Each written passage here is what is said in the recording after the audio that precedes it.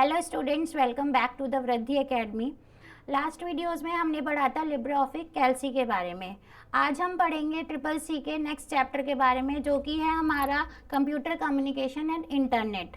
Computer communication and internet में क्या होता है कि हमारे दो या दो से ज़्यादा कंप्यूटर्स आपस में कनेक्ट होते हैं कम्युनिकेट करने के लिए, मतलब डेटा को शेयर करने के लिए। और वो किसकी हेल्प से शेयरिंग होती है? हमारे इंटरनेट के थ्रू हमारा डेटा शेयर होता है। तो स्टार्ट करते हैं कंप्यूटर कम्युनिकेशन एंड इंटरनेट के बारे में। नेक्स्ट स्लाइड देखते हैं। तो सबसे पहले हम देख लेते हैं कि हमें इस चैप्टर में, इस यूनिट में क्या क्या पढ़ना है। तो टेबल ऑफ कंटेंट्स में सबसे पहले हम पढ़ेंगे कि कंप्यूटर नेटवर्क क्या है। What is computer network? What is computer network in Hindi, ठीक। देन सेकेंडली हम पढ़ेंगे नेटवर्क उपकरणों के उदाहरण, मतलब एग्जाम्पल्स ऑफ नेटवर्क डिवाइसेस, जो डिवाइसेस हमारे नेटवर्क में यूज़ होते हैं। उसके बाद हम पढ़ेंगे पहला कंप्यूटर नेटवर्क कौन सा था, फिर नेटवर्क के टाइप्स, कितने टाइप्स के हमारे नेटवर्क होते हैं। तो सबसे पहले आया personal area network, then secondly है हमारा local area network, then metropolitan area network, then wide area network. तो ये हमारे 4 टाइप्स के हमारे नेटवर्क होंगे। फिर हम पढ़ेंगे नेटवर्क टोपोलॉजी के बारे में। फिर उसके बाद हम पढ़ेंगे कंप्यूटर नेटवर्क का दायरा, मतलब कितना हमारा स्कोप है नेटवर्किंग का, कहाँ कहाँ यूज़ होते हैं हमारे कंप्यूटर नेटवर्क। फिर कंप्यूटर नेटवर्क का उपयोग करने के लाभ। तो ये हमारे कुछ पॉइंट्स हैं जो हम पढ़ेंगे इस यूनिट में, ठीक है। तो स्टार्ट करते हैं। What is computer network in Hindi? तो कंप्यूटर नेटवर्क क्या है? कंप्यूटिंग में एक नेटवर्क दो या दो से अधिक, ध्यान रखना, 2 या 2 से अधिक डिवाइसेस का समूह है, कलेक्शन है। समूह मतलब उनका कलेक्शन, जिसके द्वारा हम कम्युनिकेशन कर सकते हैं, जिसके द्वारा हम क्या कर सकते हैं, हम अपनी बात को दूसरे पर्सन के पास पहुंचा सकते हैं, दूसरे सिस्टम पे पहुंचा सकते हैं। तो हमें क्या, उस नेटवर्क को, उस समूह को, उस कलेक्शन ऑफ डिवाइसेस को हम क्या कहते हैं? नेटवर्क बोलते हैं।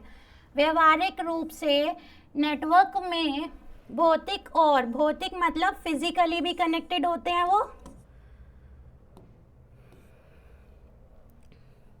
भौतिक मतलब फिजिकली भी वो कनेक्टेड होते हैं, मतलब वायर्ड और वायरलेस भी। तो वायर्ड और वायरलेस 2 तरीके से हम कनेक्शन बना सकते हैं आपस में कंप्यूटर्स का। कनेक्शन से जुड़े कई अलग अलग कंप्यूटर सिस्टम शामिल होते हैं। Network computer, server, main frame, network device या एक दूसरे से जुड़े हुए अन्य उपकरणों का एक संग्रह है जो आपस में डेटा शेयर करने की अनुमति हमें प्रदान करता है। मतलब हमारा क्या है, नेटवर्क कंप्यूटर सर्वर से भी कनेक्ट हो सकता है, मेन फ्रेम से भी, नेटवर्क डिवाइसेस के थ्रू भी, या एक दूसरे से जुड़े हुए अन्य डिवाइसेस, उपकरणों का एक संग्रह है, जो आपस में डेटा शेयर करने की अनुमति प्रदान करता है। नेटवर्क का एक उत्कृष्ट मतलब बेस्ट एग्जाम्पल क्या है? हमारा इंटरनेट है। तो इंटरनेट अपने आप में एक हमारा नेटवर्क है, जिसके थ्रू हम एक दूसरे से कनेक्ट हो जाते हैं और अपने डेटा को शेयर कर सकते हैं, जो पूरे विश्व में लाखों लोगों को जोड़ता है। तो सबसे अच्छा एग्जाम्पल कौन सा है? हमारा इंटरनेट। इसमें क्या होता है कि पूरे विश्व के, पूरे वर्ल्ड के लोग जो हैं आपस में एक दूसरे से जुड़े हुए हैं, एक दूसरे से कम्युनिकेट कर सकते हैं बाय यूजिंग द नेटवर्क। तो हम किसी भी ऐसे समूह को जो एक दूसरे से जुड़कर आपस में कम्युनिकेट कर रहा है, उसको हम क्या बोलेंगे? नेटवर्क। चाहे वो एक दूसरे से वायरलेस जुड़े हो, मतलब बिना वायर के जुड़े हो, या वायर के थ्रू जुड़े हो, तो उसे हम नेटवर्क बोलेंगे। तो नेक्स्ट है हमारी नेटवर्क उपकरणों के उदाहरण, मतलब एग्जाम्पल्स क्या है हमारे नेटवर्क डिवाइसेस। जिससे हमारा नेटवर्क बनता है डेस्कटॉप कंप्यूटर। ऑटोमेटिक हमारा क्या है, नेटवर्क डिवाइसेस है वो कनेक्टेड है, मतलब आप देखो सीपीयू हमारा मॉनिटर से कनेक्ट है, कीबोर्ड हमारा किससे कनेक्ट है, मॉनिटर से कनेक्ट है, माउस हमारा उससे कनेक्ट है मॉनिटर से, ये सब आपस में किससे कनेक्ट है, सीपीयू से। तो हम जो भी काम करते हैं एक दूसरे से कनेक्टेड है आपस में। तो ये भी अलग अलग डिवाइसेस हैं जो आपस में कनेक्टेड हैं, लैपटॉप, मेन फ्रेम और सर्वर, कंसोल और थिन क्लाइंट। हम इसके बारे में आगे पढ़ेंगे। फायरवॉल, फायरवॉल हमारा जब एक क्लाइंट से दूसरे क्लाइंट के पास हमारा डेटा जाता है तो बीच में सर्वर यूज़ होता है, तो उस सर्वर पे हमारा फायरवॉल इंस्टॉल्ड होता है, जिससे कि क्या होता है, हमारा जो डेटा है वो चेंज नहीं होता है और कोई बीच में उसको थेफ्ट नहीं कर सकता, चोरी नहीं कर सकता, बीच में उसको ले नहीं सकता। आजकल साइबर क्राइम बहुत चल रहा है कि डेटा हमारा चेंज हो जाता है और क्या हो जाता है, साइबर सिक्योरिटी होनी चाहिए। तो साइबर सिक्योरिटी हमारे किसके थ्रू होती है, फायरवॉल। देन ब्रिजेस यूज़ होते हैं हमारे, रिपीटर्स यूज़ होते हैं कनेक्ट करने के लिए डिवाइसेस को एक दूसरे से। नेटवर्क इंटरफेस कार्ड NIC क्या बोलते हैं इसको हम, NIC की क्या फुल फॉर्म है, इस तरीके से भी क्वेश्चन आ जाता है, नेटवर्क इंटरफेस कार्ड। नेक्स्ट है हमारा स्विचेस, केंद्र, मॉडम और राउटर। मॉडम एंड, इनके बारे में हम अभी आगे पढ़ेंगे, मॉडम एंड राउटर। ये हमारे कंप्यूटर नेटवर्क डिवाइसेस को कनेक्ट करने के लिए यूज़ होते हैं। स्मार्टफोन और टैबलेट भी हमारे एक दूसरे से कनेक्शन बनाने के लिए यूज़ होता है। आप जब स्मार्टफोन में वाईफाई या डेटा नेटवर्क ऑन करते हो तो हम उससे दूसरे बंदे को हम उससे क्या कर सकते हैं, इंटरनेट यूज़ कर सकते हैं, दूसरे बंदे को कोई भी मैसेज फॉरवर्ड कर सकते हैं, मैसेज सेंड कर सकते हैं, रिसीव कर सकते हैं। तो क्या हो रहा है, ये आपस में सेंडर और रिसीवर के बीच में कम्युनिकेशन हो रहा है। वेबकैम, और वेबकैम के थ्रू भी हमारा क्या होता है, कम्युनिकेशन होता है। नेक्स्ट है हमारा, तो ये सब क्या है, ये सब हमारे कंप्यूटर नेटवर्क डिवाइसेस हैं, एग्जाम्पल है उनके कि किस किस डिवाइस से हमारा नेटवर्क क्रिएट हो सकता है। नेक्स्ट स्लाइड है, पहला कंप्यूटर नेटवर्क कौन सा था, तो सबसे पहला कंप्यूटर नेटवर्क हमारा अर्पानेट था। अर्पानेट एक ऐसा पहला पैकेट स्विचिंग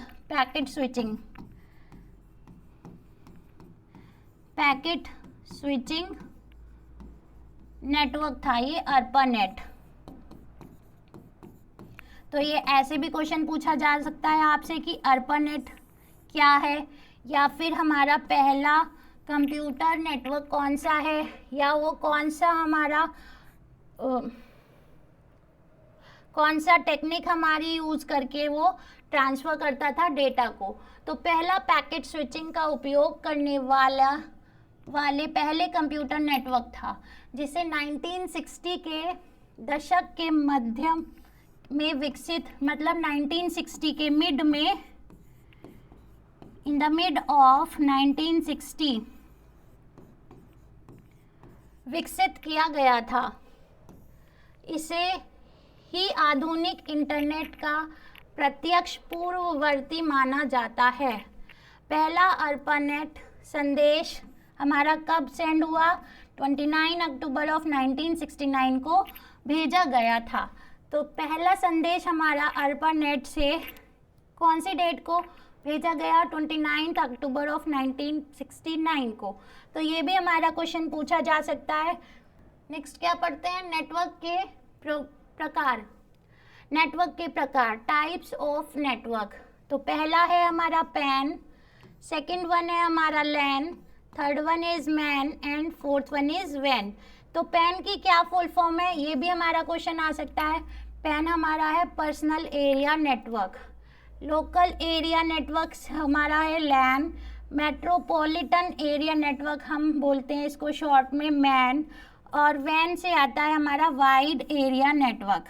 तो सबसे पहले पढ़ लेते हैं हम पर्सनल एरिया नेटवर्क के बारे में। पर्सनल एरिया नेटवर्क को पर्सनल उपयोग के लिए कंप्यूटर डिवाइस को कनेक्ट करने में किया जाता है।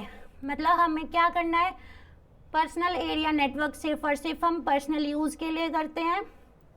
थॉमस जिमरमैन पहले वैज्ञानिक थे। तो ये भी पूछा जा सकता है कि पेन किन्होंने डेवलप किया, किन्होंने इसका, कौन से साइंटिस्ट थे जिन्होंने इसको स्टार्ट किया, जिन्होंने पेन शब्द का उपयोग किया था। तो पेन शब्द किन्होंने सबसे पहले, कौन साइंटिस्ट थे वो, थॉमस जिमरमैन। ठीक, नेक्स्ट है हमारा, तो सिर्फ पेन हमारा पर्सनल यूज़ के लिए यूज़ किया जाता है ये नेटवर्क। नेक्स्ट है हमारा पर्सनल एरिया नेटवर्क दो प्रकार के होते हैं। सबसे पहला होता है wired personal area network. Wired personal area network को यूएसबी का उपयोग करके बनाया जाता है। यूएसबी, जब हमें कोई, जैसे हमें ये सिस्टम है, हमारे पास कोई सिस्टम है, उसमें हमें माउस को कनेक्ट करना है वायर के थ्रू। तो जिस पोर्ट के अंदर हम उसको अटैच करते हैं, जिस पोर्ट के यूज़ से हम उसको अटैच करते हैं, उस पोर्ट को हम बोलते हैं यूएसबी। तो वायर्ड में पर्सनल एरिया नेटवर्क क्या होता है, वायर्ड पर्सनल एरिया नेटवर्क को यूएसबी का उपयोग करके बनाया जाता है। सेकंड वन है हमारा वायरलेस पर्सनल एरिया नेटवर्क। यह एक शॉर्ट रेंज एरिया नेटवर्क है, मतलब बहुत छोटी रेंज है इसकी, ज़्यादा दूर जाएंगे तो हमारा वो नेटवर्क जो है ब्रेक हो जाएगा। वायरलेस पर्सनल एरिया नेटवर्क को केवल वायरलेस टेक्नोलॉजी कौन कौन सी हैं, जैसे कि वाईफाई, ब्लूटूथ का प्रयोग करके बनाया गया है। ठीक है, तो कैसे बनाया गया है, वाईफाई का यूज़ करके वाईफाई की रेंज डिसाइड कर ली जाती है। ठीक है, कि हमारे उस घर में, जैसे हम घर में वाईफाई लगवाते हैं तो उसकी रेंज कितनी होती है, सिर्फ हमारे घर से थोड़ा सा, बहुत ही थोड़ा सा दूर, ज़्यादा दूर नहीं, घर के अंदर वो हम सेट कर लेते हैं पहले। और ब्लूटूथ में भी एक रेंज प्रोवाइड होती है कि जब तुम ज़्यादा दूर जाओगे तो वो बीच में नेटवर्क क्या हो जाएगा, ब्रेक हो जाएगा। नेक्स्ट है हमारा एग्जाम्पल्स क्या है पेन के पर्सनल एरिया नेटवर्क के एग्जाम्पल्स है हमारा। पहला है body area network. Body area network ऐसा नेटवर्क होता है जो व्यक्ति के साथ ही चलता है, जैसे कि मोबाइल नेटवर्क। एग्जाम्पल क्या है, जैसे कोई व्यक्ति इंफॉर्मेशन साझा करने के लिए नेटवर्क क्रिएट करके दूसरे डिवाइस से कनेक्ट करता है। ठीक है, मतलब इंफॉर्मेशन को शेयर करने के लिए बॉडी एरिया नेटवर्क, मतलब दूसरे इंसान के दूसरे डिवाइस से कनेक्ट करता है। ठीक है, तो इसका एग्जाम्पल है हमारा, जैसे कोई व्यक्ति इंफॉर्मेशन साझा करने के लिए नेटवर्क क्रिएट करके दूसरे डिवाइस से कनेक्ट करता है। तो सबसे बेस्ट एग्जाम्पल है हमारा इसका ब्लूटूथ। वो हमारे किसके साथ चलता है, फ़ोन के साथ चलता है। ऑफलाइन नेटवर्क क्या होते हैं, इसे होम नेटवर्क भी कहते हैं। ऑफलाइन नेटवर्क को हम क्या बोलते हैं, होम नेटवर्क भी बोलते हैं, क्योंकि इसे अपने घर के अंदर बनाया जा सकता है। इस नेटवर्क को प्रिंटर, कंप्यूटर, टेलीविज़न जैसी डिवाइसेस को एकत्रित करने के लिए डिज़ाइन किया गया है, लेकिन ये इंटरनेट से कनेक्ट नहीं होते हैं। अब ऑफलाइन का मतलब है कि हमारा जो डिवाइसेस हैं वो आपस में कनेक्टेड तो हैं, लेकिन हम उसमें इंटरनेट का यूज़ नहीं कर सकते हैं। जैसे हमने टीवी को कनेक्ट कर दिया है अपने किससे, सिस्टम से कनेक्ट कर दिया है सिस्टम पे। अच्छा, आप वो वाला होम नेटवर्क हमारा कहाँ यूज़ होता है, जैसे हमें प्रिंटर का यूज़ करना है तो हम अपने सिस्टम से प्रिंटर को कनेक्ट करेंगे, उसमें कोई हमारे इंटरनेट की नीड नहीं होती है। तो बस हमें क्या करना होता है, उसके डिवाइस ड्राइवर्स को इंस्टॉल करना होता है अपने सिस्टम में और फिर वहाँ से प्रिंट की कमांड देनी होती है। तो उसमें कोई भी हमारा इंटरनेट का यूज़ नहीं हो रहा है, लेकिन वो ऑटोमेटिक हमारा एक नेटवर्क क्रिएट हो रहा है, क्योंकि इंफॉर्मेशन हमारे सिस्टम से प्रिंटर पे जा रही है। ठीक है, ऐसे ही अगर हमें अपना सिस्टम टीवी से कनेक्ट करना है तो वो किसके थ्रू होगा, USB के थ्रू होगा, लेकिन उसमें हमारा कोई भी इंटरनेट का यूज़ नहीं हो रहा है। अगर हमें अपना फ़ोन में कोई डेटा ट्रांसफ़र करना है, अगर हमें फ़ोन में कोई डेटा ट्रांसफ़र करना है या फ़ोन का डेटा हमें सिस्टम में ट्रांसफ़र करना है, अपने लैपटॉप में ट्रांसफ़र करना है, तो हम उसे वायर्ड से कनेक्ट करते हैं, ठीक है। उसके बाद जो हमारा फोल्डर्स होते हैं वो हमारे उसमें ओपन हो जाते हैं, उसमें कोई भी हमें इंटरनेट की ज़रूरत नहीं होती है, इसलिए हम उसको क्या बोलते हैं, home network as well as offline network बोलते हैं। नेक्स्ट है हमारा third one, small home office. Small home office का उपयोग वर्चुअल प्राइवेट नेटवर्क का उपयोग करके विभिन्न डिवाइसेस को इंटरनेट और कॉरपोरेट से कनेक्ट करने में किया जाता है। मतलब स्मॉल होम ऑफिस का मतलब ये है कि हमने होम में ही कोई ऑफिस ओपन कर लिया है, ठीक है, और उसमें हम क्या कर रहे हैं, इंटरनेट का यूज़ कर रहे हैं और कॉरपोरेट हमने वर्ड दे दिया है उसको, तो उससे हमारे आपस में वर्चुअल प्राइवेट नेटवर्क के थ्रू हमारा इंटरनेट यूज़ होता है और आपस में एक दूसरे से क्या कर सकते हैं, कम्युनिकेट कर सकते हैं। नेक्स्ट है हमारा लैन। लैन क्या होता है, लोकल एरिया नेटवर्क। इसकी क्या फुल फॉर्म क्या है, लोकल एरिया नेटवर्क। यह एक ऐसा नेटवर्क है जिसका प्रयोग दो या दो से अधिक कंप्यूटर को जोड़ने के लिए किया जाता है। लोकल एरिया नेटवर्क स्थानीय स्तर पर काम करने वाला नेटवर्क है, ऐसे संक्षेप में लैन कहा जाता है, ठीक है। इसे स्मॉलर में क्या कहा जाता है, लैन बोला जाता है। यह एक ऐसा नेटवर्क है, कंप्यूटर नेटवर्क है, जो स्थानीय इलाकों जैसे घर, कार्यालय या भवन समूहों को कवर करता है, ठीक। नेक्स्ट है हमारा, इसकी विशेषताएं। अब देखो ये हमारा एक CPU है, ये हमारा एक सर्वर है जिससे हमारा क्या कनेक्ट है, सारे सिस्टम कनेक्ट है, अलग अलग सिस्टम कनेक्ट है और हमारा क्या यूज़ हो रहा है, इसमें नेटवर्क यूज़ हो रहा है। तो इस सर्वर से हमारे ये सारे सिस्टम कनेक्ट है, तो ये हमें क्या प्रोवाइड कर रहा है, इंटरनेट प्रोवाइड कर रहा है, जिसके थ्रू हम क्या कर रहे हैं, डेटा को ट्रांसफ़र कर रहे हैं, डेटा को एक दूसरे को सेंड और रिसीव कर सकते हैं। यह एक, इसकी क्या विशेषताएं हैं लैन की, यह एक कमरे या बिल्डिंग तक सीमित है। मतलब या तो एक कमरे में भी हम इसका यूज़ कर सकते हैं लैन का, या फिर बिल्डिंग्स में, एक सिंगल बिल्डिंग में यूज़ कर सकते हैं। इसकी डेटा हस्तांतरित मतलब डेटा ट्रांसफ़र स्पीड अधिक होती है।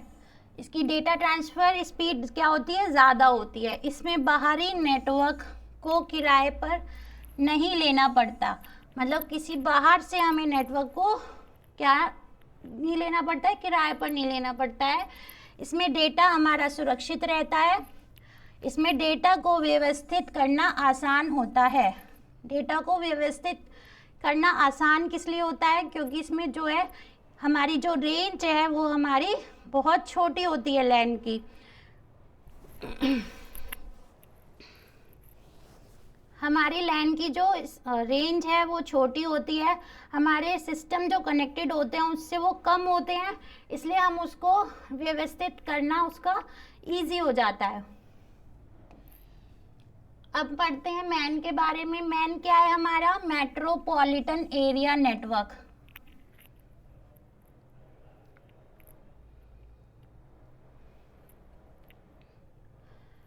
यह एक ऐसा उच्च गति वाला नेटवर्क है जो आवाज़, इसमें हम आवाज़ को भी ट्रांसफ़र कर सकते हैं, डेटा को भी, और इमेज को 200 मेगाबाइट प्रति सेकंड, मतलब 200 मेगाबाइट प्रति सेकंड या इससे अधिक गति से, स्पीड से डेटा को 75 किलोमीटर की दूरी तक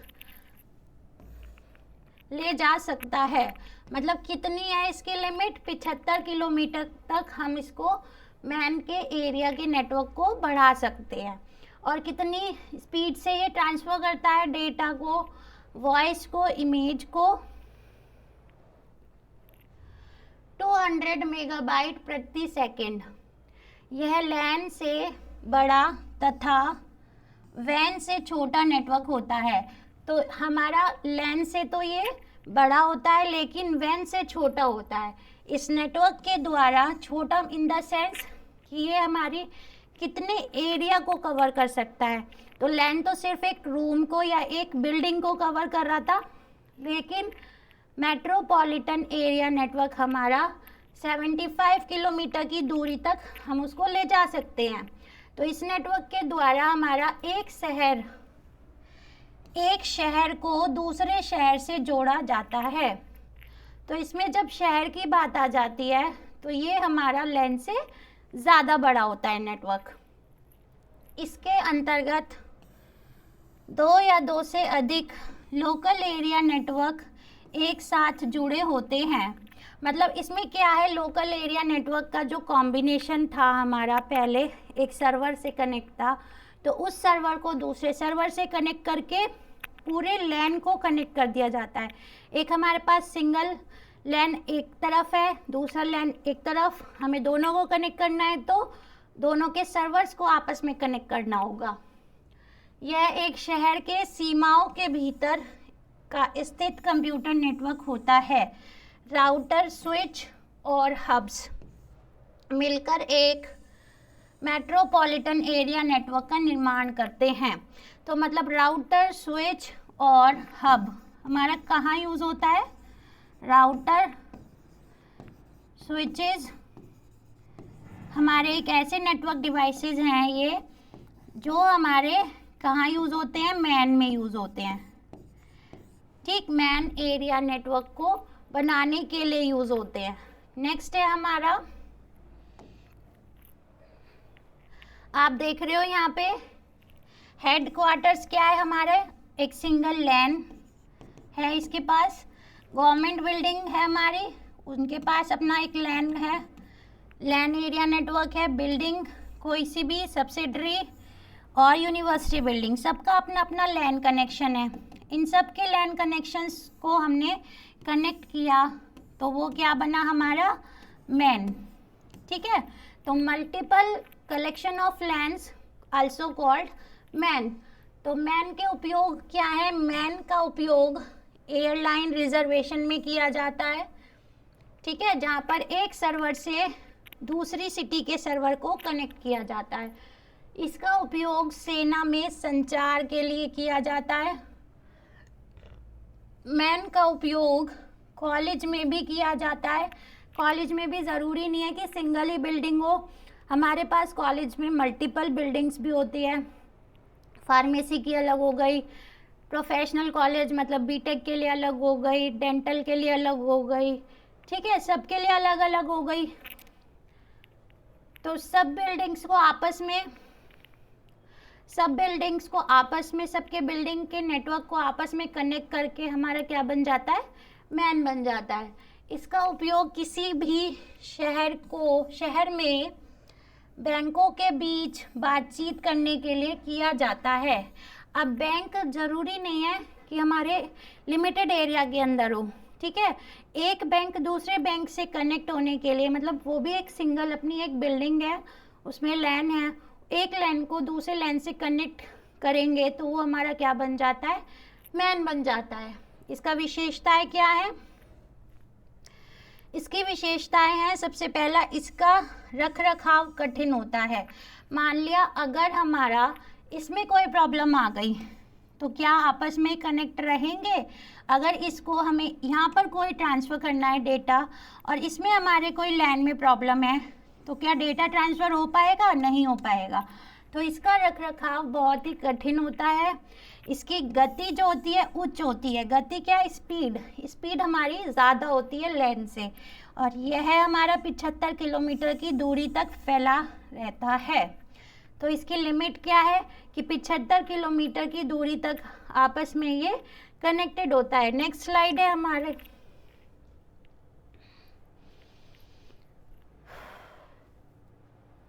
नेक्स्ट स्लाइड है हमारी वैन। वैन क्या होता है? अब वैन के बारे में पढ़ लेते हैं। लैन हो गया, मैन हो गया और पैन हो गया। अब पढ़ते हैं हम वैन के बारे में। वाइड एरिया नेटवर्क, यह क्षेत्रफल की दृष्टि से बड़ा नेटवर्क होता है, मतलब मैन से भी बड़ा ये हमारा नेटवर्क होता है। यह नेटवर्क ना केवल एक बिल्डिंग, ना तो ये एक बिल्डिंग, ना केवल एक शहर तक सीमित रहता है, मतलब ये क्या कर सकता है, बल्कि यह पूरे विश्व को जोड़ने का कार्य करता है। अर्थात यह सबसे बड़ा नेटवर्क होता है। पूरे विश्व की, पूरे वर्ल्ड की बात करें तो हमारा पूरे वर्ल्ड में नेटवर्क जो क्रिएट होता है, आपस में हम एक सिटी से या एक कंट्री से दूसरी कंट्री में बात कर सकते हैं, कि अपना डेटा ट्रांसफ़र कर सकते हैं। किस नेटवर्क के थ्रू? वाइड एरिया नेटवर्क के थ्रू। इसमें डेटा को सुरक्षित भेजा और प्राप्त किया जाता है। ठीक है।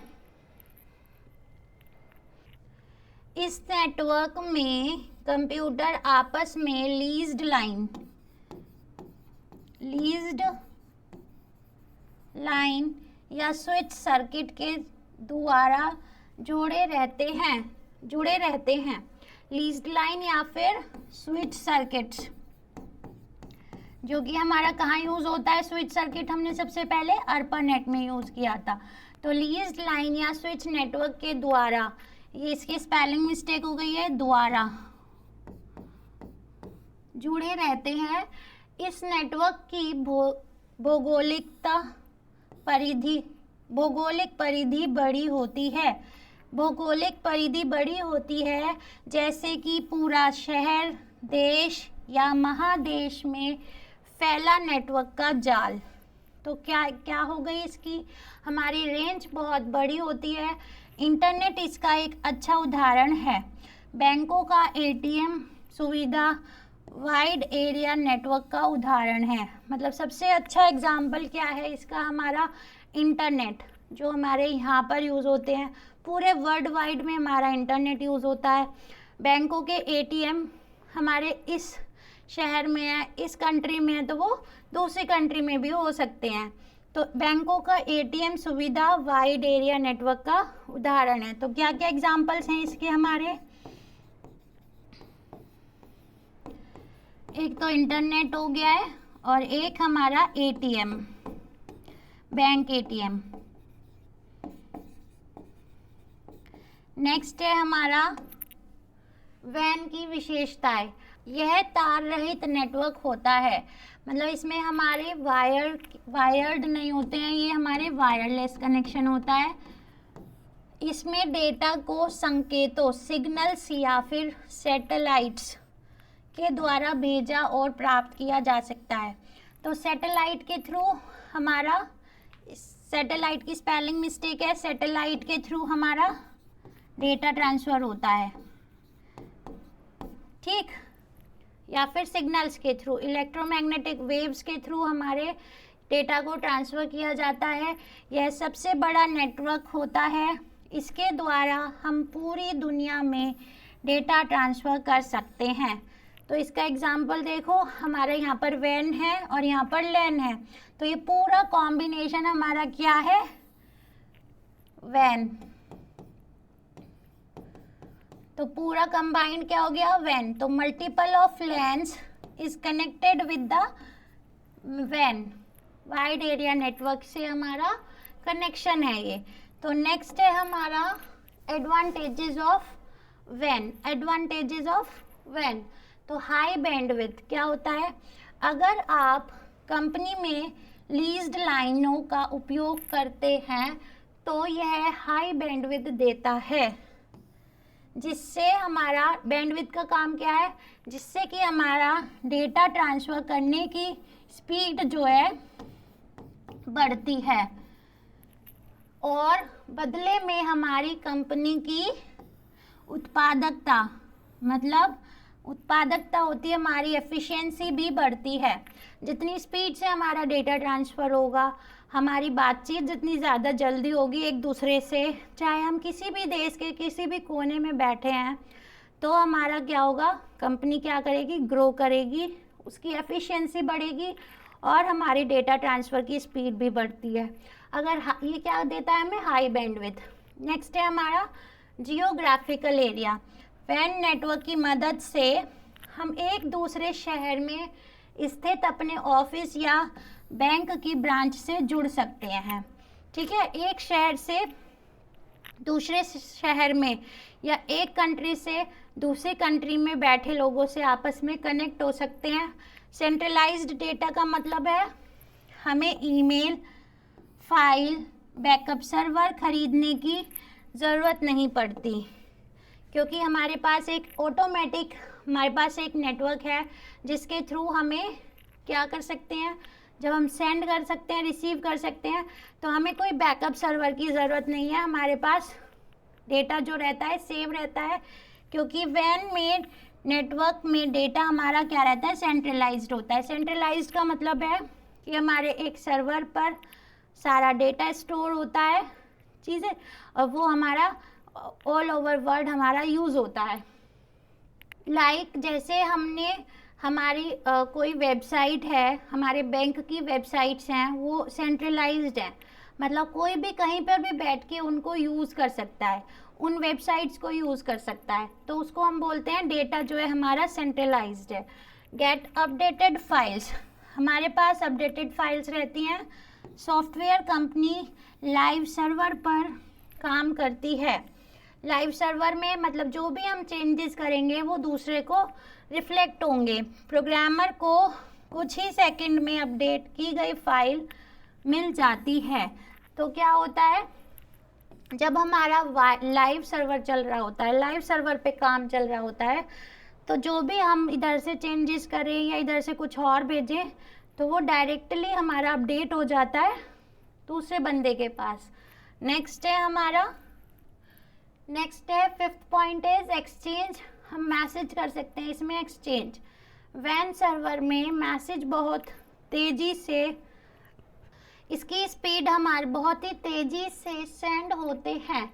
तो वैन सर्वर में क्या होता है, मैसेज हमारे बहुत स्पीड से सेंड होते हैं, क्योंकि ये हमारा वैन पैन और मैन से ज़्यादा स्पीड होती है इसकी, क्योंकि ज़्यादा एरिया होता है, एक दूसरे से ज़्यादा जल्दी कनेक्ट होते हैं। हमारा लाइव सर्वर यूज़ होता है इसमें। जैसे फेसबुक, व्हाट्सएप जैसे वेब एप्लीकेशंस का उपयोग करके आप अपने दोस्तों से बात कर सकते हैं।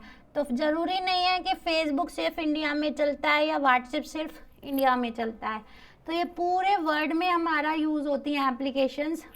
इनके थ्रू हम एक दूसरे से आपस में क्या रह सकते हैं, कनेक्ट रह सकते हैं, एक दूसरे को आपस में डेटा को सेंड कर सकते हैं, ट्रांसफ़र कर सकते हैं, कम्युनिकेट कर सकते हैं हम दूसरे बंदे से। Sharing of software and resources. Next है हमारा sharing of software and resources. तो इसमें हम अपने सॉफ्टवेयर को शेयर करते हैं, और जो रिसोर्सेज हैं, जो हमारे पास नेटवर्क डिवाइसेस हैं, उनका भी यूज़ होता है। वैन नेटवर्क की मदद से हम सॉफ्टवेयर और अन्य रिसोर्सेज जैसे हार्ड ड्राइव्स, कोई से भी डिवाइसेस, रैम को शेयर कर सकते हैं। ठीक, तो वैन में हम क्या क्या कर सकते हैं देख लेते हैं एक बार फिर से। उसकी हमारी एडवांटेज क्या है, एक तो हाई बैंडविड्थ है, जियोग्राफिकल एरिया काफ़ी बड़ा है, सेंट्रलाइज्ड डेटा रहता है हमारा, कहीं से कहीं पर भी हम डेटा को एक्सेस कर सकते हैं जो हमारे वेबसाइट्स पे पड़ा होता है। Get updated file, live server के यूज़ से हमारे पास फाइल्स जो रहती हैं वो अपडेटेड रहती हैं। कोई भी चेंजेस अगर हम करते हैं तो वो बहुत ही जल्दी रिफ्लेक्ट करती हैं। एक्सचेंज मैसेज को भी हम एक्सचेंज कर सकते हैं by using the Facebook and WhatsApp जैसी एप्लीकेशन से। Sharing of software and resources, हम अपने सॉफ्टवेयर और रिसोर्सेज को भी शेयर कर सकते हैं। नेक्स्ट है हमारा डिसएडवांटेजेस। क्या है हमारी वैन की डिसएडवांटेजेस ऑफ वैन? Security issue. अब देखो, जब कोई डेटा हमारी कंट्री से दूसरी कंट्री में जाएगा तो क्या वो सिक्योर रहेगा? नहीं। लैन और मैन नेटवर्क की तुलना में वैन नेटवर्क हमारा कम सुरक्षित होता है, क्योंकि सभी टेक्नोलॉजीज़ को एक साथ जोड़ दिया जाता है, इसलिए सिक्योरिटी समस्या हमारी उत्पन्न होती है। मतलब एक एप्लीकेशन को या एक टेक्नोलॉजी को दूसरी टेक्नोलॉजी के साथ कनेक्ट करते हैं, तो फेसबुक, व्हाट्सएप अलग अलग टेक्नोलॉजीज़ हैं, अलग अलग चीज़ें हैं। अगर हम डेटा ट्रांसफ़र कर देते हैं तो ये आपस में कनेक्टेड होती हैं, तो क्योंकि सभी टेक्नोलॉजीज़ को हमारा वैन में एक साथ कनेक्ट कर दिया जाता है, इसलिए हमारी सिक्योरिटी समस्याएं उत्पन्न होती हैं। तो नीड ऑफ फायरवॉल, हमें क्या ज़रूरत चाहिए, इसमें फायरवॉल की ज़रूरत होती है और एंटीवायरस सॉफ्टवेयर की। अब देखो फायरवॉल क्या होता है, डेटा इंटरनेट पर जब ट्रांसफ़र होता है, इसलिए हैकर द्वारा हैक किया जा सकता है। हैकर क्या करता है, हमारा सर्वर पे रहता है, इसलिए हमें फायरवॉल का उपयोग करने की ज़रूरत पड़ती है और कोई हमारे सिस्टम में वायरस इंजेक्ट ना कर दे। मतलब वायरस इंजेक्ट ना कर दे, वायरस ना डाल दे, जिससे हमारे ऐसे सॉफ्टवेयर्स या ऐसे लिंक्स ओपन ना हो जाएं जिससे कि हमारा डेटा जो है कोई और चोरी कर ले। ऐसा ना करे, इसके बचाव के लिए हमें एंटीवायरस की ज़रूरत पड़ती है। तो हैकर हमारा बीच में सर्वर से डेटा को उठा ना ले, बदल ना दे कहीं वो, तो हम फायरवॉल का यूज़ करते हैं। और सिस्टम जो हम एक पर्टिकुलर सिस्टम पे काम कर रहे हैं उसमें हमारे वायरस ना आ जाए, कोई हमारे वायरस को इंजेक्ट ना कर दे जिससे कि वो डेटा को चुरा ना ले। इसके बचाव के लिए हमें एंटीवायरस की सॉफ्टवेयर की ज़रूरत पड़ती है। तो नेक्स्ट थर्ड पॉइंट है हाई सेटअप कॉस्ट। अब जब हमारा एरिया बड़ा होगा और हमारे पास ज़्यादा सिस्टम्स कनेक्टेड होंगे आपस में, तो उसकी सेटअप कॉस्ट भी हमारी ज़्यादा लगती है। तो वैन नेटवर्क बनाने में अधिक लागत लगती है, क्योंकि इसमें राउटर स्विचेस को खरीदना होता है। राउटर्स और स्विचेस को इसमें हमें क्या करना होता है, खरीदना होता है। ठीक है, तो इसमें हमारी क्या लगती है, कॉस्ट ज़्यादा लगती है। जब हमारे पास सिस्टम ज़्यादा होंगे तो हमें राउटर्स भी तो ज़्यादा चाहिए होंगे। एक राउटर की एक लिमिट होती है कि उससे हमारे कितने सिस्टम्स कनेक्ट हो सकते हैं। स्विचेस की भी लिमिट होती है।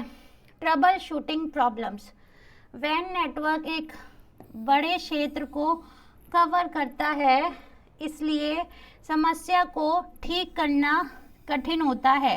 भाई अगर हमारी नेटवर्क बड़ा होगा, जितने ज़्यादा सिस्टम्स हमारे कनेक्टेड होंगे, तो हम कैसे फाइंड आउट करेंगे कि हमारे कौन से सिस्टम में, कौन से नेटवर्क में प्रॉब्लम है, कौन से लैन वाले नेटवर्क में प्रॉब्लम है।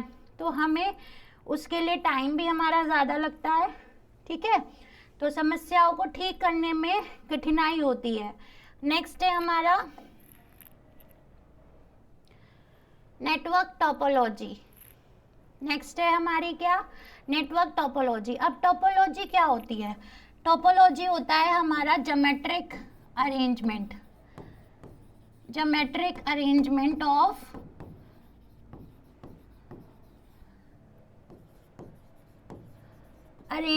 ऑफ कंप्यूटर्स को हम क्या बोलते हैं, नेटवर्क टोपोलॉजी। नेटवर्क टोपोलॉजी ज्यामितीय ग्राफ के संदर्भ में आपस में जुड़े उपकरणों के संबंध का वर्णन करता है। मतलब कि वो किस तरीके से आपस में कनेक्टेड है। अब देखो, नेटवर्क में जुड़े हर डिवाइस को कोने के रूप में प्रस्तुत किया जाता है और उनके मध्य कनेक्शन रेखाओं के द्वारा दर्शाए जाते हैं। यह वर्णन करता है कि प्रत्येक डिवाइस के कितने कनेक्शन हैं। मतलब एक डिवाइस आपस में कैसे कनेक्ट है, या तो वो बस के थ्रू कनेक्ट, बस के जैसे कनेक्ट है, या फिर वो आपस में एक दूसरे से, सब आपस में एक दूसरे से कनेक्टेड है ना। ज़रूरी नहीं है ना कि सिंगल ही कनेक्ट हो, वो आपस में सारे एक दूसरे से भी कनेक्ट हो सकते हैं। ठीक है, कि प्रत्येक डिवाइस के कितने कनेक्शन हैं और किस क्रम में है। मतलब फर्स्ट कंप्यूटर कौन सा है, सेकंड कौन सा है, थर्ड कौन सा है, फोर्थ कौन सा है। ठीक है, एक इस टाइप में भी होता है। और किस प्रकार के पदानुक्रम में है, मतलब उसका कि कौन सा नंबर है। फर्स्ट, सेकंड, थर्ड, फोर्थ, ये आपस में ऐसे भी कनेक्टेड होते हैं रिंग स्टाइल में, ठीक है। तो ये इससे कनेक्ट है, ये इससे कनेक्ट है, ये इससे कनेक्ट है, ये इससे कनेक्ट है, और ये इससे, ये सब आपस में कनेक्ट है। मान लिया इस वाले सिस्टम को हमें इस वाले सिस्टम पे कोई मैसेज भेजना है, तो वो कैसे जाएगा, पहले इसके पास जाएगा, फिर इसके पास, फिर इसके पास, तब इसके पास पहुंचेगा। तो क्या है, अगर इस सिस्टम में कोई फॉल्ट आ जाता है, कोई दिक्कत आ जाती है, तो क्या ये आगे मैसेज को फॉरवर्ड कर पाएगा इसके पास या इसके पास? नहीं कर पाएगा। तो इसीलिए हमें नेटवर्क टोपोलॉजी के बारे में देखना होता है कि हमारी जो नेटवर्क है आपस में किस तरीके से कनेक्टेड है। तो रिंग टोपोलॉजी, एक होता है रिंग टोपोलॉजी, सेकंड होता है हमारा बस टोपोलॉजी, थर्ड होता है हमारा स्टार टोपोलॉजी, फोर्थ होता है मैश टोपोलॉजी, और फिफ्थ होता है हमारा ट्री टोपोलॉजी। सबसे पहले देख लेते हैं हम रिंग टोपोलॉजी में कैसे होता है हमारा आपस में कनेक्टेड, कैसे होते हैं सिस्टम्स। हमारे पास एक रिंग होती है, रिंग टाइप में हमारे आपस में कनेक्टेड होते हैं सिस्टम, ठीक है। तो ये सारे हमारे आपस में किस तरीके से रिप्रेजेंट हो रहे हैं, एक रिंग की शेप में। नेक्स्ट है हमारा बस, तो बस ये हो गया हमारा रिंग। नेक्स्ट है हमारा बस टोपोलॉजी में क्या होता है, एक सिंगल वायर यूज की जाती है, उससे इधर भी एक हमारा सिस्टम कनेक्ट होता है और एक इधर भी हमारा सिस्टम कनेक्ट होता है, ठीक है। तो एक अगर ये वायर में कोई प्रॉब्लम आती है तो सभी सिस्टम आपस में क्या सही काम कर पाएंगे? नहीं कर पाएंगे। नेक्स्ट है हमारा स्टार टोपोलॉजी। स्टार टोपोलॉजी में देखो कैसे होते हैं, एक हमारा सेंट्रल में एक हब होता है, एक सिस्टम होता है, उसी से हमारे सारे सिस्टम्स आपस में कनेक्टेड होते हैं। इसमें कैसे हमारा डेटा ट्रांसफर होगा, देखो अगर इस सिस्टम को, हमारे नंबर 1 सिस्टम को नंबर 3 वाले सिस्टम के पास कोई डेटा ट्रांसफ़र करना है, तो वो सबसे पहले किसको सेंड करेगा? मिड वाले सिस्टम को। देन मिड वाला सिस्टम किसको सेंड करेगा? थर्ड वन को। अगर उसको भी कोई मैसेज ट्रांसफ़र करना है back to 1 number system, then वो क्या करेगा? पहले सेंटर वाले को देगा, देन अगेन फर्स्ट वाले को देगा। नेक्स्ट है हमारी कौन सी topology? Mesh topology. Mesh topology में सारे सिस्टम क्या होते हैं? आपस में भी कनेक्टेड होते हैं। तो ज़रूरी नहीं है कि हमारा एक सिंगल ही सिस्टम इससे कनेक्ट हो। तो ये इससे भी कनेक्ट है, इससे भी कनेक्ट है, इससे भी और इससे भी, ठीक। और ये भी हमारा इससे आपस में ये सब कनेक्टेड है एक दूसरे से। तो ये मैश टोपोलॉजी होती है, ठीक है। इसको हम क्या बोलते हैं? Mesh topology. हर एक सिस्टम से आपस में कनेक्ट होता है। नेक्स्ट है हमारा ट्री टोपोलॉजी। ट्री टोपोलॉजी में क्या होता है? हमारा ट्री स्टाइल में एक रूट सिस्टम होता है, फिर उससे कनेक्टेड बाकी के सिस्टम होते हैं, फिर उनसे भी कनेक्टेड और भी सिस्टम्स हमारे ट्री स्टाइल में हो सकते हैं। तो ये हो गया हमारा एक topology, tree topology, tree style में, ठीक।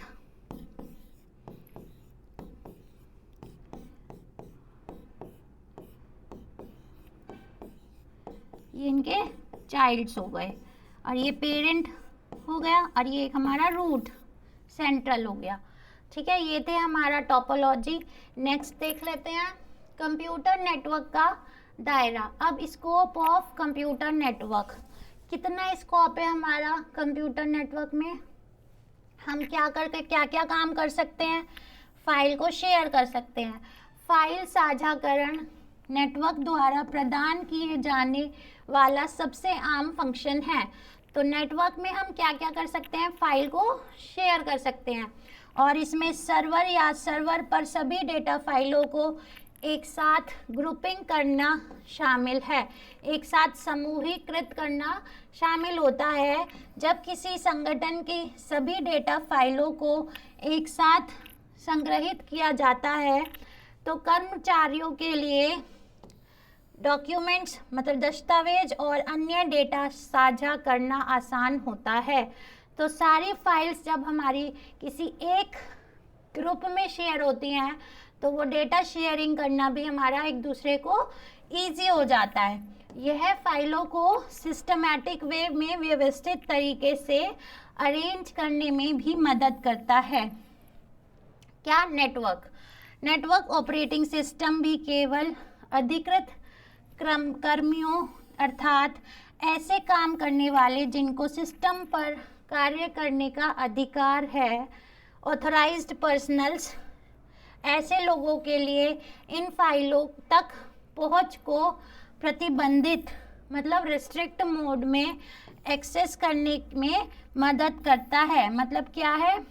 सिर्फ और सिर्फ मान लिया हमने कोई फाइल ट्रांसफ़र की और उसमें हमने क्या कर दिया है, पासवर्ड सेट कर दिया है, तो सिर्फ और सिर्फ जो ऑथराइज्ड पर्सन है मतलब जिसको हमें वो सेंड करनी है फाइल, जो रिसीवर है सिर्फ वही उसको ओपन कर सकता है, क्योंकि उसी के पास हमारी फाइल का क्या होगा, पासवर्ड होगा।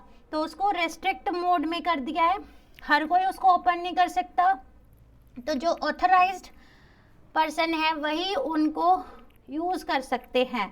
तो फाइल शेयरिंग होता है। नेक्स्ट है हमारा प्रिंट शेयरिंग। प्रिंट शेयरिंग होता है। प्रिंट शेयरिंग कैसे होता है? एक नेटवर्क वातावरण, नेटवर्क एनवायरनमेंट में एक प्रिंटर को कई उपयोगकर्ता मतलब एक प्रिंटर को कई उपयोगकर्ता मल्टीपल यूजर्स द्वारा साझा किया जा सकता है। मतलब हमारे पास एक मेन कंप्यूटर से, मेन डिवाइस से हमारा प्रिंटर कनेक्ट कर दिया है और सारे हमारे लैन से कनेक्टेड हैं, किसी भी नेटवर्क से कनेक्टेड हैं, तो हमारा वो उस मेन सिस्टम से, मेन प्रिंटर से हमारा प्रिंट निकाल सकते हैं। यह उन प्रिंटर की संख्या को कम कर सकता है जिन्हें संगठन को खरीदना, बनाए रखना और आपूर्ति करना चाहिए।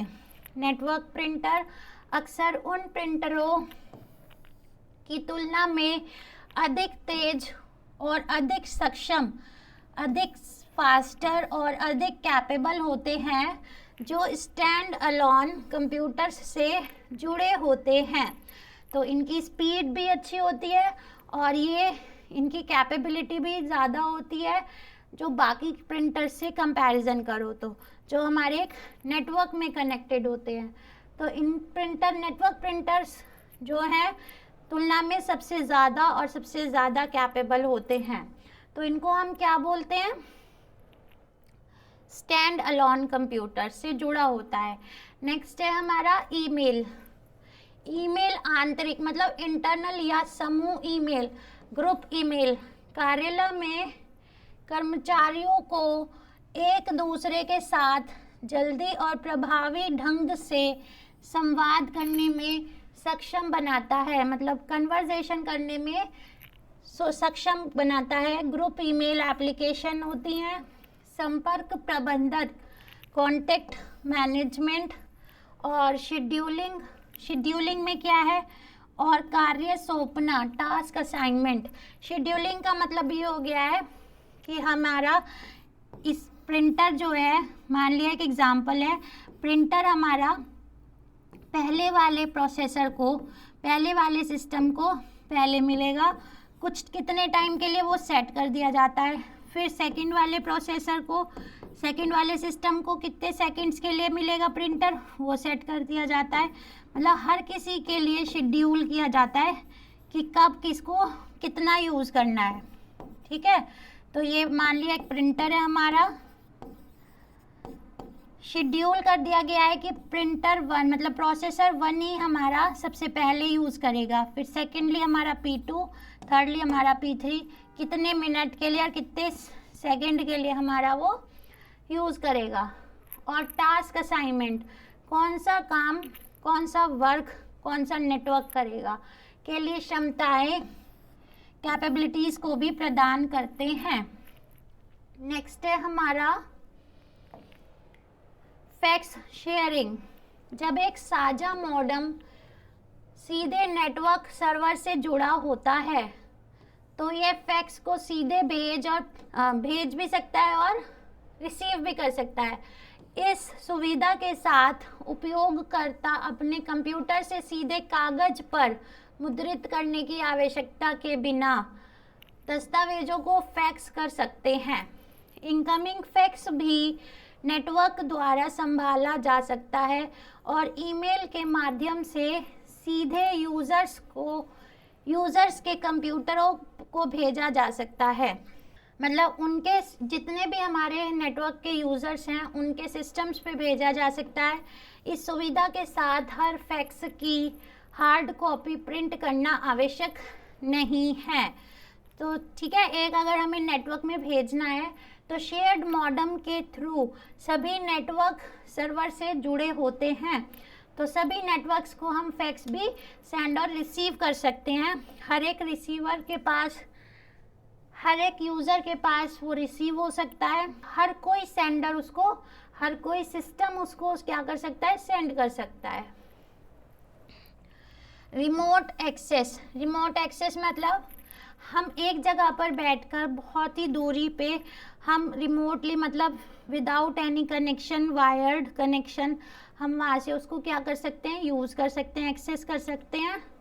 कभी कभी कर्मचारियों को दूरस्थ स्थानों, मतलब रिमोट लोकेशन से अपनी ईमेल, दस्तावेज़ों या अन्य डेटा तक पहुंचने की आवश्यकता हो सकती है। तो ज़रूरी नहीं है कि हमारा आपस जो पास लोग होते हैं वही कम्युनिकेट कर सकते हैं। नेटवर्किंग में हमारे जो बहुत दूर लोग बैठे होते हैं, जैसे वैन का एग्जांपल दिया था मैंने आपको, मैन का एग्जांपल दिया है, उसमें हमारा एक सिटी से दूसरी सिटी में या एक कंट्री से दूसरी कंट्री में भी हमारी डेटा या डॉक्यूमेंट फाइल कोई भी हमारी ईमेल सेंड हो सकती है। इस सुविधा की मदद से उपयोगकर्ता टेलीफोन के माध्यम से अपने संगठन के नेटवर्क में डायल कर सकते हैं। या तो वो हमारे टेलीफोनिक कम्युनिकेट कर सकते हैं और सभी नेटवर्क संसाधनों और सभी जो भी हमारे नेटवर्क के रिसोर्सेज हैं जहाँ पर हमारा नेटवर्क क्रिएट हुआ है उस तक पहुँच सकते हैं। जैसे कि वे कार्यालय में हैं, जैसे कि वो एक ही सिंगल ऑफिस में हैं, तो वो आपस में एक दूसरे को रिमोट लोकेशंस पे भी डेटा को ट्रांसफ़र कर सकते हैं।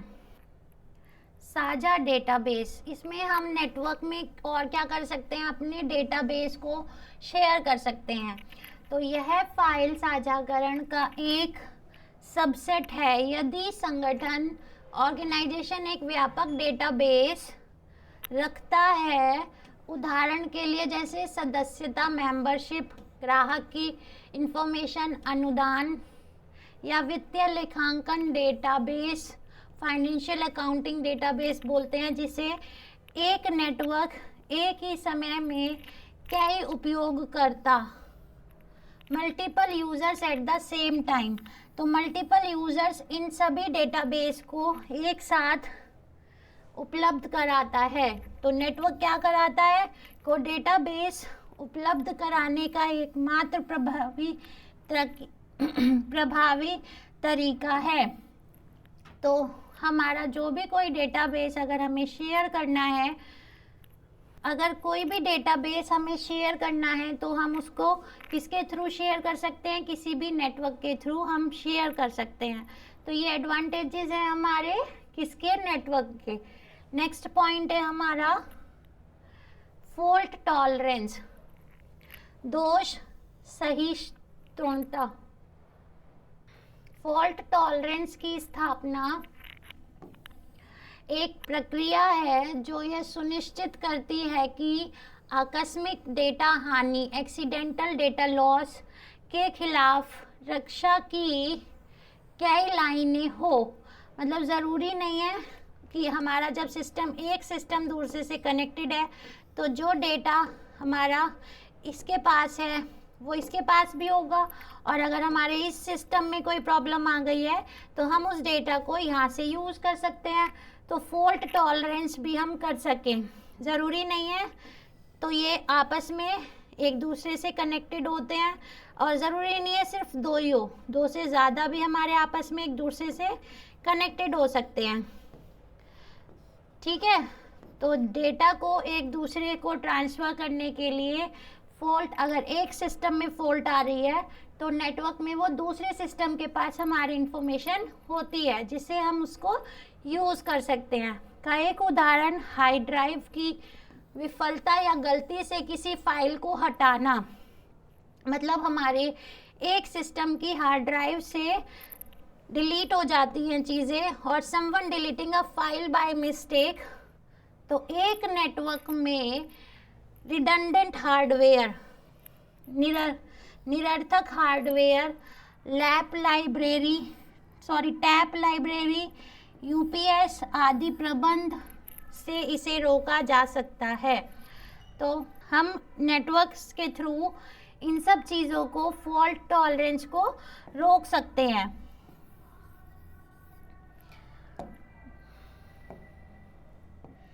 नेक्स्ट है हमारा इंटरनेट एक्सेस और सुरक्षा। इंटरनेट एक्सेस और सुरक्षा, जब कंप्यूटर नेटवर्क से जुड़े होते हैं, आपस में जुड़े होते हैं, तो वे इंटरनेट से एक सामान्य नेटवर्क कनेक्शन शेयर कर सकते हैं, साझा कर सकते हैं। यह वर्ल्ड वाइड वेब पर उपलब्ध संसाधनों के लिए ईमेल, दस्तावेज हस्तांतरण और पहुंच, एक्सेस टू द रिसोर्सेज की सुविधा प्रदान करता है।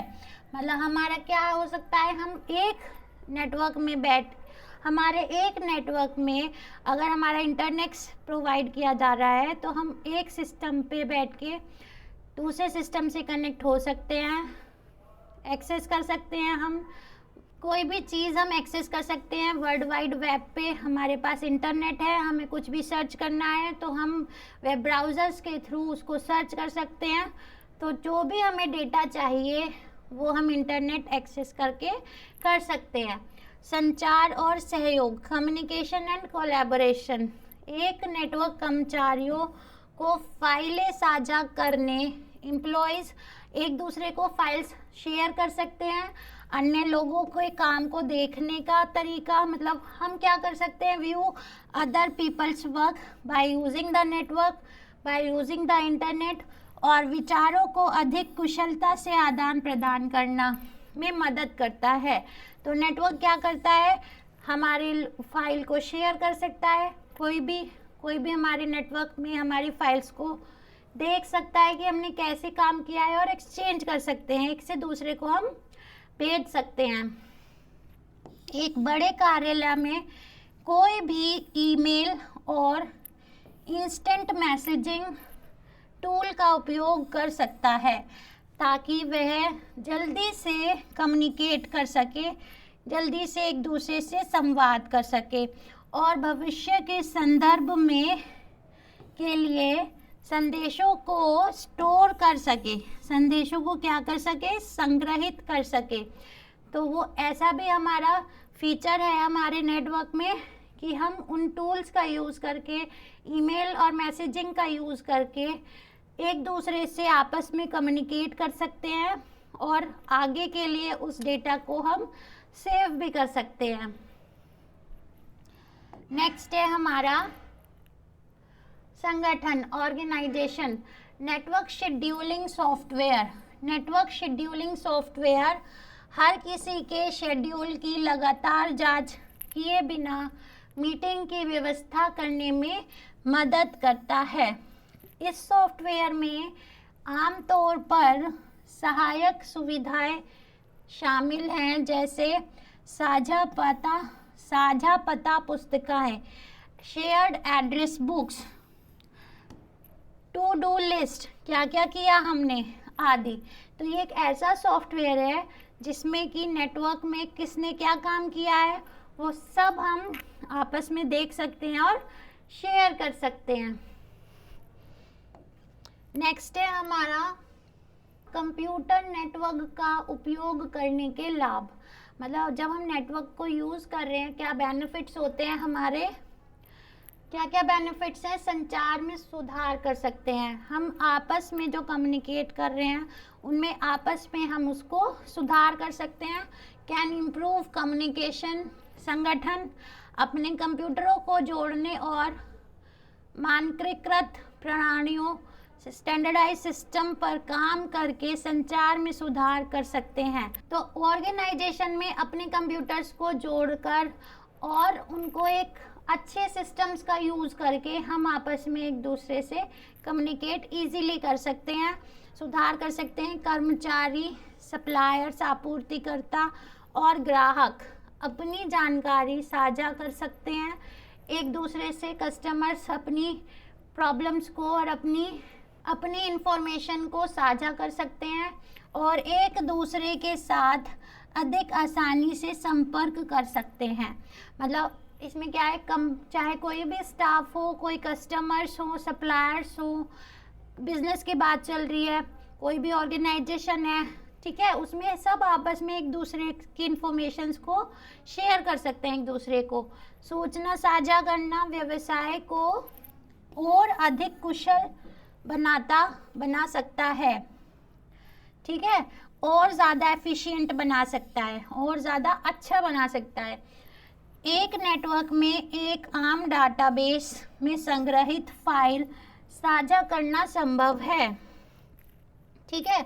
इससे हम एक ही डेटा को कई बार कुंजीबद्ध बीइंग कीड होने से बचा सकते हैं, जिससे समय बर्बाद होगा और परिणाम में त्रुटियां हो सकती हैं। मतलब परिणाम में हमारी एरर्स हो सकती हैं, हम उसको बीइंग कीड कोई भी उसको यूज़ ना कर सके, ऐसी सिक्योरिटी भी हम उसको प्रोवाइड कर सकते हैं। डेटाबेस में हम अपना पासवर्ड भी सेट कर सकते हैं।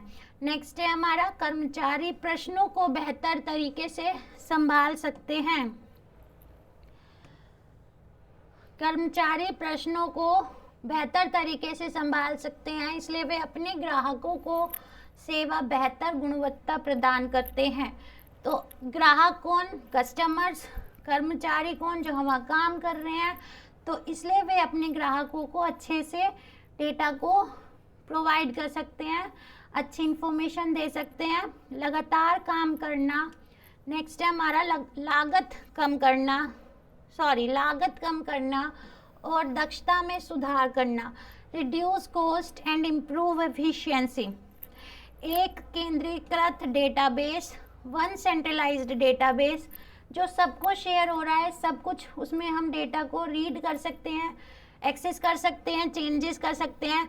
सेंट्रलाइज्ड डेटाबेस में जानकारी संग्रहित करने और कार्य को व्यवस्थित करने से स्ट्रीमलाइनिंग वर्किंग प्रैक्टिसेस संगठन लागत को कम कर सकता है और एफिशिएंसी में सुधार कर सकता है। तो by the use of centralised database, वो क्या कर सकता है? सेंट्रलाइज्ड डेटाबेस से अपने डेटा को सभी लोगों को शेयर कर सकता है, मल्टीपल कस्टमर्स को शेयर कर सकता है और उनको जब वो नेटवर्क के थ्रू अपनी डेटा को शेयर कर सकता है तो उसके आने जाने का खर्चा बचेगा, उससे मिलने का, उससे टाइम का खर्चा बचेगा। तो उससे क्या होगा? लागत जो होगी, कॉस्ट क्या होगी? कम होगी। और एफिशिएंसी, जितना हमें टाइम लगता है आने जाने में, इधर उधर अपनी बातों को रखने में, तो नेटवर्क के थ्रू हमारी एफिशिएंसी बढ़ जाती है। मान लिया आज मैं आपको पढ़ा रही हूँ, ये किसके थ्रू पढ़ा रही हूँ? एक नेटवर्क के थ्रू पढ़ा रही हूँ, जो कि आपको मैं ये सारी इन्फॉर्मेशन प्रोवाइड कर रही हूँ बाय यूजिंग द इंटरनेट। जब आपके पास इंटरनेट होगा तभी आप ऑनलाइन पढ़ सकते हो। अगर ये ऑनलाइन चीज़ नहीं होती तो आपको क्या करना होता? आपको उस जगह पे पहुंचना होता जहाँ पर तैयारियाँ की जाती हैं, जहाँ पर तैयारियाँ पढ़ाया जाता है, ये सब चीज़ें पढ़ाई जाती हैं। उससे क्या लगता है? आपको आने जाने में टाइम लगता, आपका टाइम भी वेस्ट होता, आपका पैसा भी वेस्ट होता और आपका टाइम बहुत ज़्यादा वेस्ट होता। तो ऑनलाइन चीज़ें होने से, एक नेटवर्क बनने से आपके पास इंफॉर्मेशन अच्छे से पहुंच सकती है, कॉस्ट भी कम लगती है और बहुत जल्दी ही आप क्या कर सकते हो? डेटा को गेन कर सकते हो, डेटा का यूज़ कर सकते हो।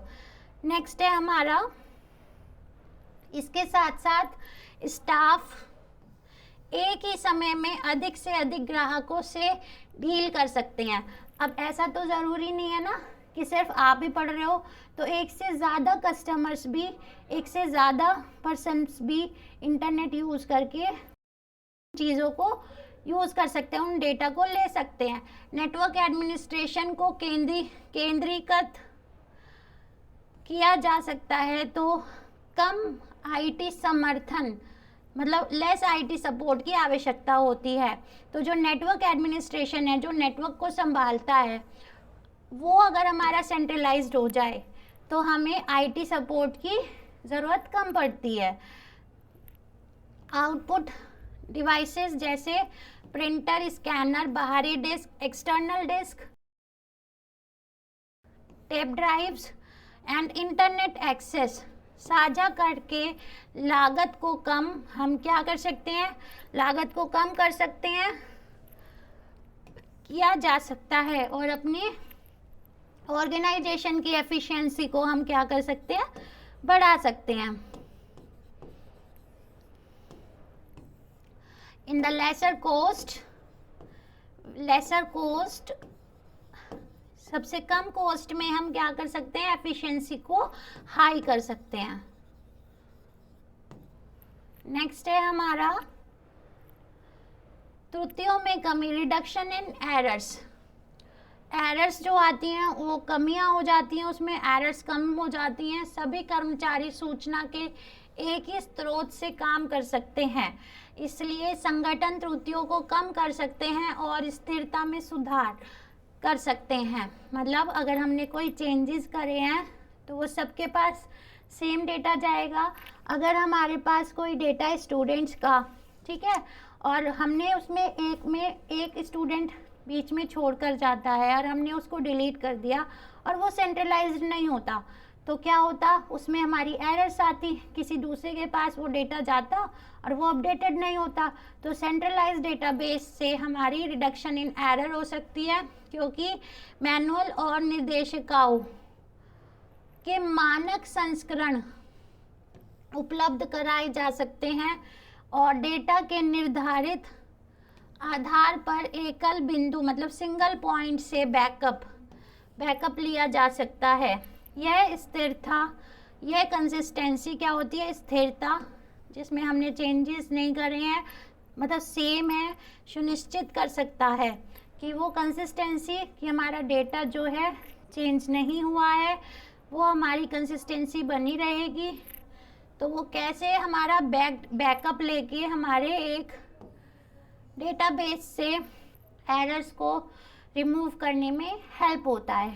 सो स्टूडेंट्स, ये था हमारा आज का कि कंप्यूटर नेटवर्क क्या होता है और उसके टाइप्स कितने हैं, क्या एडवांटेजेस हैं हमारे, क्या क्या डिसएडवांटेजेस हैं। तो ये सब हमने आज पढ़ा है। स्टूडेंट्स, मिलते हैं अब हम अपनी नेक्स्ट क्लास में, तब तक के लिए take care and bye bye.